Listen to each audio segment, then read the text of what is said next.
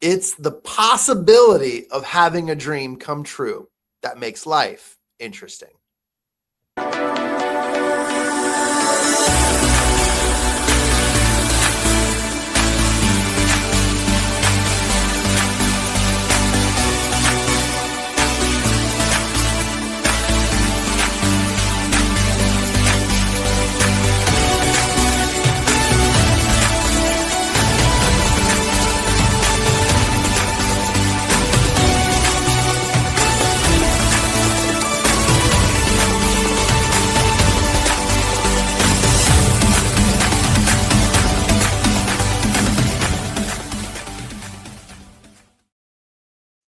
What's up, champions? Welcome to another episode of Champion Reads, where we talk about best-selling books and their best principles to help you out with your best life. I'm your host, Coach Willie Blake, and I'm here with the founder of Champion Circle, Mr. Jon Kovach Jr., as one of our guests. And today we have another special guest, as John throws up balloons for those who are on video. We have Miss Robyn Scott joining us, a phenomenal individual, a coach, a speaker, and an author. We are so privileged to have her with us today. She'll share some great insights as we go into, it's a new month, the month of February, or I guess whenever you're watching this and the video comes out, we're recording it in February. For this month, we're hitting up the new book. And a lot of times we go into self-development books. You go into historical books, maybe biographies, ones that like you'll see at the top of the list. And they usually go with the lessons and they have some stories, but there are those books that just stand out a little bit more, in my opinion, at least. Just like Leadership and Self-Deception, where it goes through a story, this same book does that same thing. And it is The Alchemist by Paulo Coelho. We're talking about in the back room how great it would be just that, like, that's a perfect name to just announce to somebody. Paulo Coelho, and you just hold out that O. Just such a perfect name. To start things off, John, I know that you were describing the book beforehand. I think it'd be perfect for you to quickly go over what the book is about for people as we start the discussion. Absolutely. I'm so excited. I even got my copy here, and I was looking at the copies online, and they're so much more colorful than mine. I think I lost the flap jacket on my cover, but I've got this sweet version of The Alchemist, and this is a fun book. It's been on my reading list for forever, and just to kind of give people an idea, like there's some really cool facts about this book, and I agree. I want to just like announce Willie Blake the same way I would Paulo or Robyn Scott. Really emphasize it because it's just a fun name to say. But Paulo, if you're watching this, we love you and we love your name. But you say, John, your name's just like that. Jon Kovach Jr. It is so fun to say, and it brings so much energy to what we're about to talk about today. But just a brief overview, and you could Google this or you could look this up, but The Alchemist is a renowned book. It was written in 1988 in the original language of Portuguese. And when it didn't take off, they did some translations and boom, this was a international bestseller, globally read by many people in many languages. But what I love about this book is, just to give you a 60-second overview, is it's about Santiago, who's a shepherd boy. And he journeys from Spain to the Egyptian pyramids in search of a few things. He's looking for treasure. He's looking to discover like profound life lessons about following one's dreams, and then, listening to your heart and, that intuitive side of things. But also a key thing to point out is we all think of like bad omens and good omens. He talks about recognizing the omens in life along the way. And so this story becomes a story of his journey, and we'll get into those topics, but just a really profound book, a fun topic of discussion, and so relatable to everybody, because on this show, we've covered everything from, one of Willie's favorites, the alter ego effect. And, one of my favorites, you brought up Leadership and Self-Deception, where there's this story, there's this background, but then there's this image. but yet there's still personal and real life applications that we can talk about and discuss. So that's what we're going to do today. And I just wanted to give you kind of an overview. Paulo Coelho, and he's going to share with us just some awesome things. And I kind of wanted to kick today's conversation off, and we'll jump in between the three of us here. But let's talk about the pursuit of personal legend. Okay. We know legend being like story or legendary. How many of you guys have seen How I Met Your Mother? How I Met Your Mother, yeah. Legend, wait for it, dairy, right? And we know that legend and dairy, well, first of all, dairy goes with everything good if you're okay with dairy. And legend is just the creation of all awesome stories. I always think of the word, or no, it's from The Sandlot. And he says, heroes are remembered, but legends never die. Remember that? Okay. The Babe Ruth quote, right? And so let's talk about that. The pursuit of personal legend, where legends never die. I think that's interesting. And I'm curious as to like, what are your guys' thoughts on leaving a legacy, talking about legend? What kind of thought process does that take you down when it comes to your personal history, familial history, and so much more? Any thoughts there? Just jump right on in. Man. I took them to a cerebral thought. I threw them off guard, and now we're thinking. I love it. Go ahead, Willie. Go ahead. Here's the thing. So when I think about like my personal legend in the context of how the shepherd boy in the story goes about it, like he has a dream about this treasure that's in the pyramids of Egypt. And then he goes to a gypsy woman and she's like, yeah, if you're having a dream about it and there's a kid inside, that's like even more of a hint of it's not omen. Is it omens? I'm trying to think of the right word. Omens. Yep. They're like the different omens that indicate like this is what you're going towards. And so for me, like, what is my personal legend? I'm not as clear as that dude.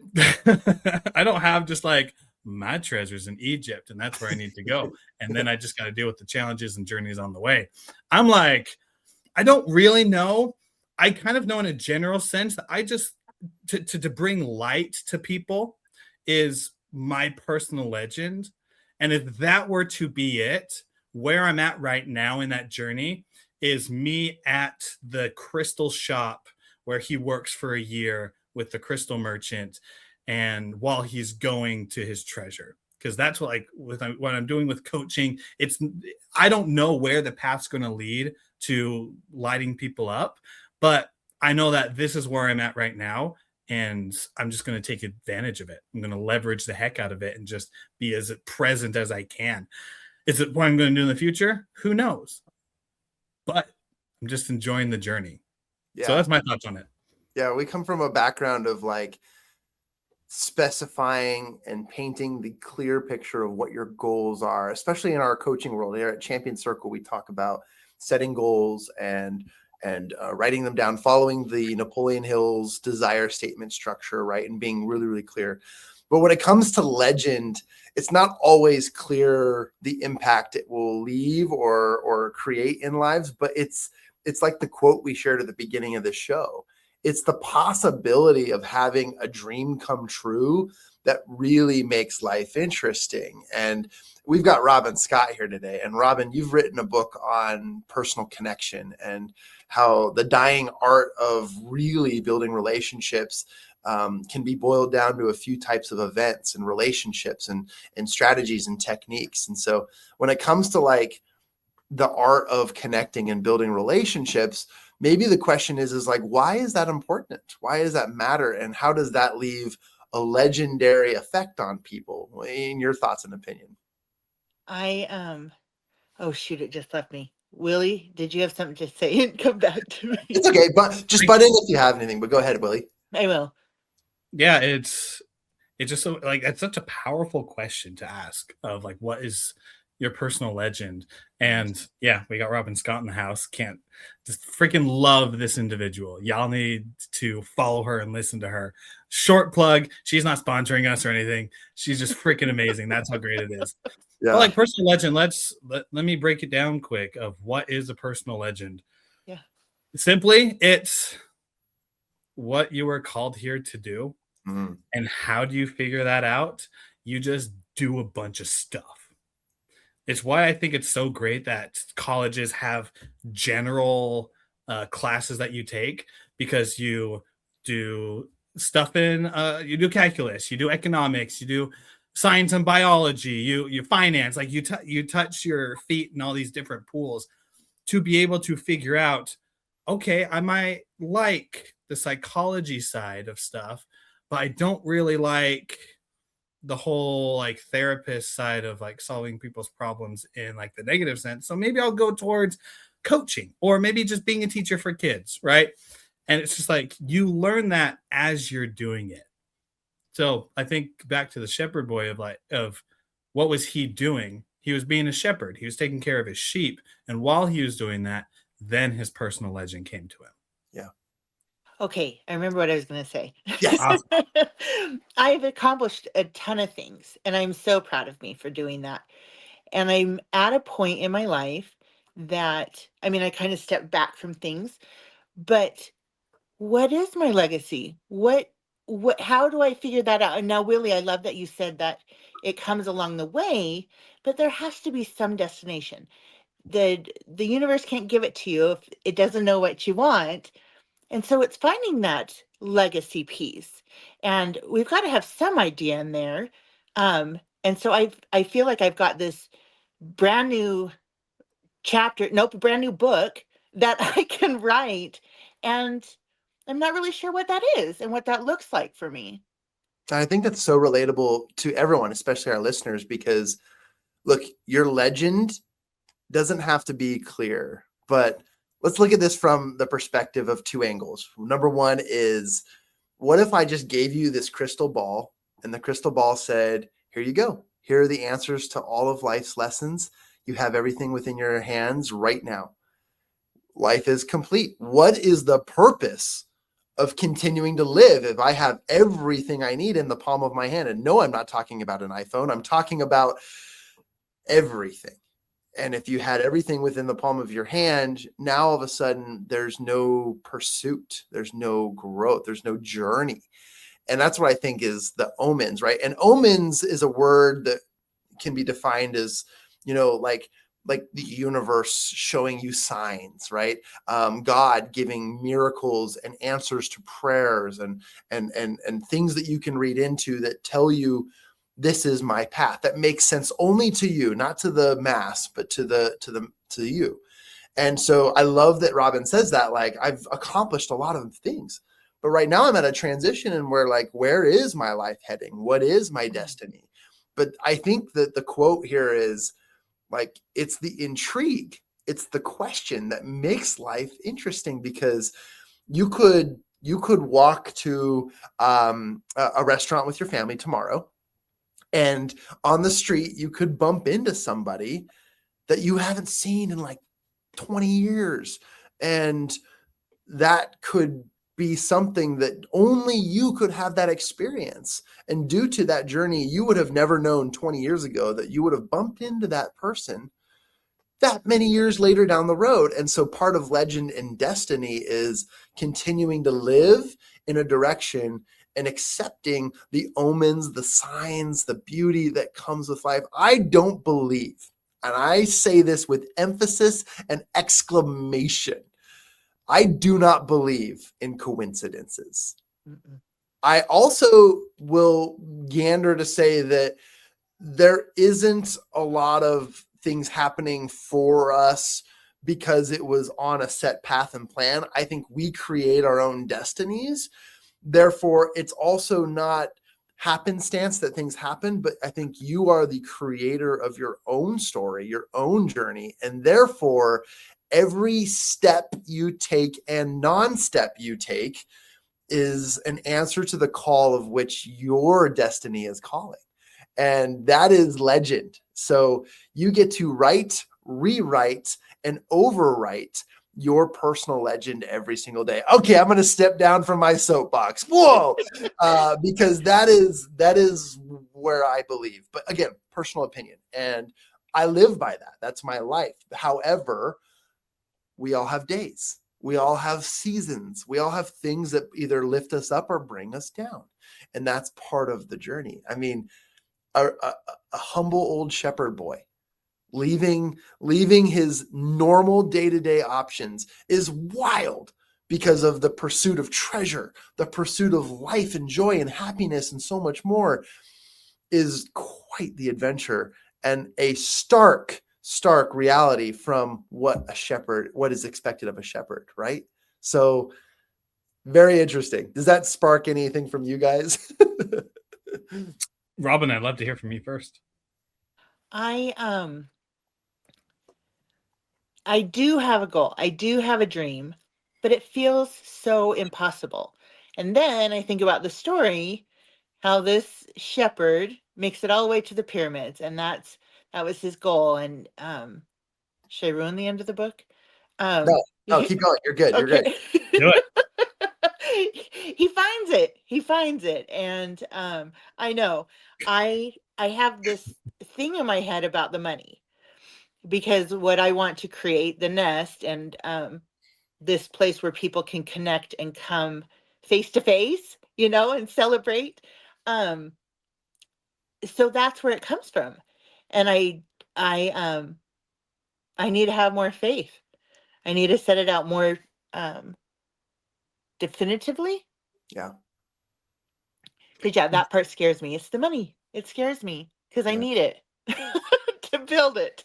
Big goals. Before I give my thought, Robyn, with the money, is it the fear of making it, or the fear of it, like in the scripture? No, I'm not sure how to get it.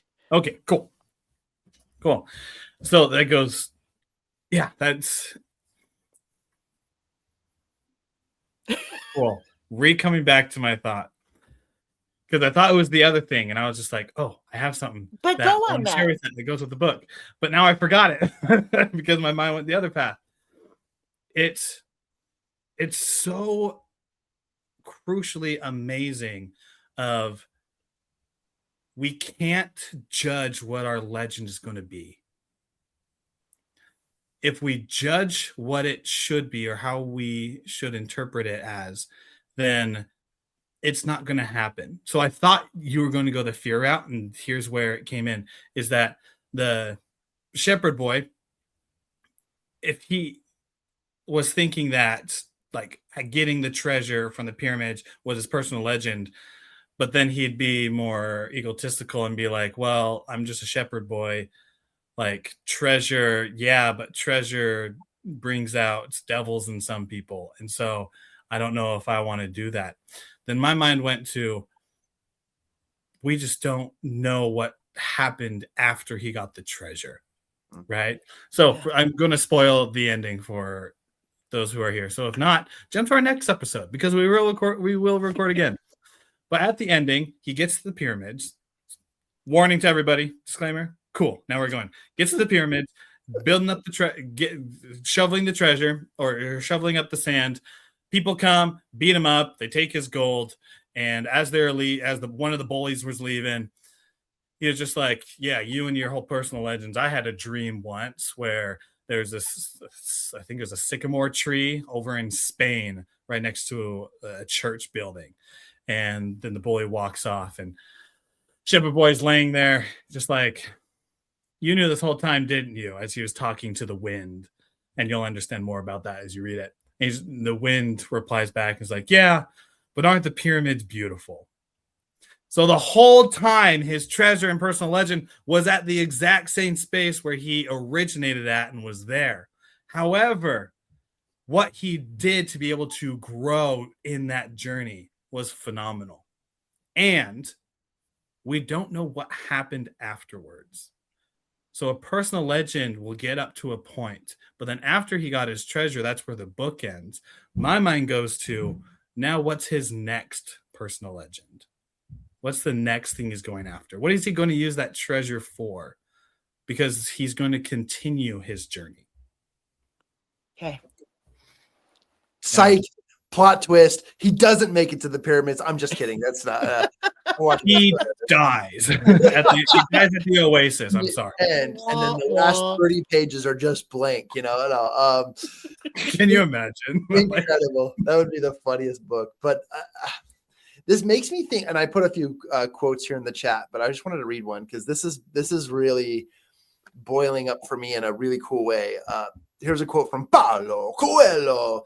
Tell your heart that the fear of suffering is worse than the suffering itself, and that no heart has ever suffered when it goes in search of its dreams. This is literally just like, you can either stay in the fear of the nothingness, or you can walk with the fear that whether you reach the pyramids or you don't, that it's the journey in and of itself that's going to be worth it. And I love the punchline at the end where I realize that everything I need is already inside me. It's from where I came. It's whence I stand. It's where I am today. Everything I have, everything I've been searching for has always been with me. It's for the original place I started. And that's beautiful. It's poetic, but it's also like, well, why is it so simple? Like, I need money to raise this a project. I need to, these are the things that I want to do. And something that we do here at Champion Circle, and I talk about this in all of our meetings, is reframing our words, the words we use, because I started using, and you heard it in that last few sentences there, I said the word need. I need. And that becomes a swear word in my mind, because any need that becomes something of I cannot progress without, becomes something that is a lack of. Whereas if you persist in the mindset of abundance, that I already have possession of, and now I get to use, or I can use, this is how you reach the pyramids, take in the awe, learn the lessons, see the omens all along the way, and have a life of no regrets. And I think about that every single day. I'm like, a life of no regrets. What's that mean? Living every day to the fullest and being okay with the actions and inactions towards your pursuit, right? So that's kind of interesting to me. I have just a random thing, but Stephen King wrote a book. It's called The Dark Tower. Ooh, yeah. This book, can't remember if it's 7 or 8 books long, and most of them have about 800 to 1,000 pages. Or wait, sorry, 10,000 pages. But in the book, at the end, he literally says, do not read any further. He goes, you're going to hate the ending. I can't make everyone happy, with the ending. He said, and it was all about the journey.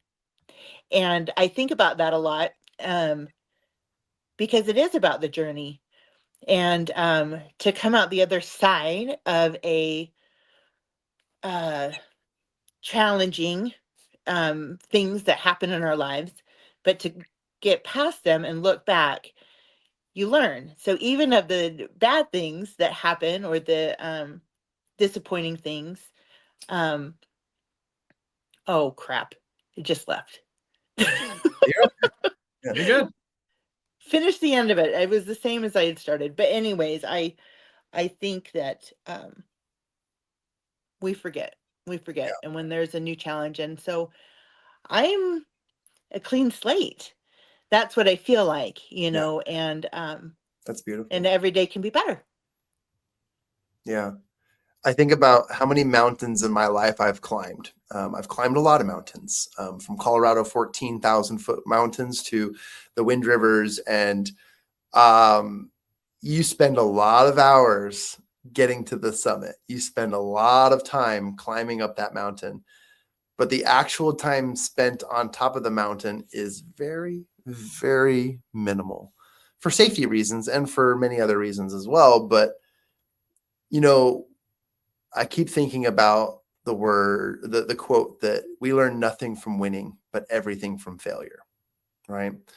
And it's not the fear of failure that we live by. It's the failure and getting back up that gives us complete transformation and energy and power. And it's how we get up when we've fallen that defines us. And I love that perspective, because if I really look back and think about all the mountains I have climbed, yes, the view up top is worth it. And yes, it is beautiful. And it is significantly interesting how, if I think about every single mountain, I don't just think about the view I saw from up top, but I think about all the thoughts and all the conversations I had in my head as I was both climbing up and going down those mountains. And that journey was more impactful than the summit itself.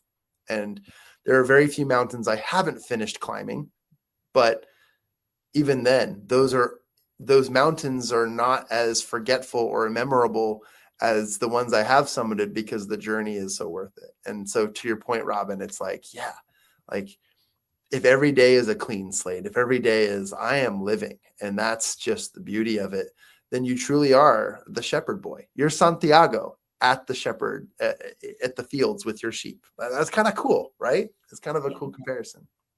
Yeah, I like that. And my sheep they're leaving. Sorry. Relative. No. We're diving in. I love it. Oh, I love that. Your sheep are leaving. We are now at the point in which, for those who are listening, like you're at the point of maybe you're asking yourself that question: what is my personal legend? What is it that is my next goal, my next step? Or maybe even more, as you're in your journey working towards it, what can I do to be more intentional? And as we wrap up this episode, I want to hear the final thoughts from everybody and ask this question. If you were only to be able to take one lesson away from this book, it doesn't have to be what we learned today or talked about today already, but if you're only to take one lesson away from this book, what would it be? And I'll start so that I give both of you time to think about it. All right. My lesson would be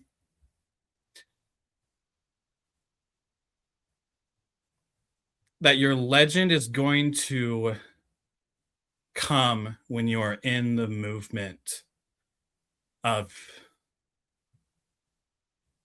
just in movement, I guess. I was trying to make that like a mic drop moment. When you're in movement, your lesson's going to come. So many times I have been in this situation, and maybe you relate to this, listeners, that I overthink about what needs to happen. And I'm like, I need to think of the plan, the blueprint that's 95% at least done, if not 100% done, in order to start taking action.